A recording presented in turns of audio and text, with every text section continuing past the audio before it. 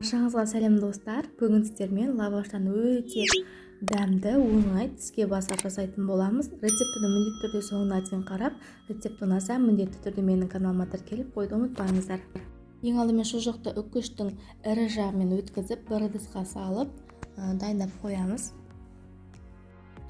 Дәл солай сырымызды да үккіштен өткізіп, оны да бір ыдысқа салып дайындап қоямыз. Бұл кезекте бізге 3 лаваш керек болады. Бір лавашты алдымен жайып, ортасына осындай майонезбен барлық жеріне тигізіп жағып шығамыз. Жұқалап барлық жеріне тигізіп жағамыз. Содан соң жаңағы үккіштен өткізілген шұжығымызды үстіне салып, барлық жеріне бір тегіс етіп жайып шығамыз. Оның үстіне лавашты қойып, тағы да майонез жағамыз. Майонездің үстінен сырымызды саламыз. Сырымызды да барлық жеріне бір тегіс етіп жайып шығамыз.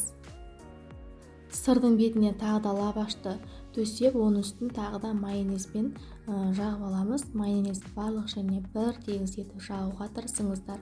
Оның үстіне корейлік салатымызды салып, барлық жеріне бір тегіс етіп жайып шығамыз. Болған лавашымызды шетінен бастап рулет секілді ораймыз. Қатты қысып ораңыздар, сол кезде рулеттеріңіз өте әдемі шығатын болады. Орап болғаннан соң рулетімізді пищевой пленкаға ауа кірмейтіндей етіп орап, холодильникке 1-2 сағатқа қойып, содан соң кесе берсеңіздер болады. Мінекей достар, менің рулетім холодильникта 2 сағаттай тұрды. 2 сағат өткеннен соң рулетім өте жұмсақ болып, жұмсарған, лавашы өте әдемі, дәмі де керемет, дастарханыңыздың көркі болатын, ерекше сән беретін тіске басар деп айта аламын. Міндетті түрде жасап көруге кеңес беремін.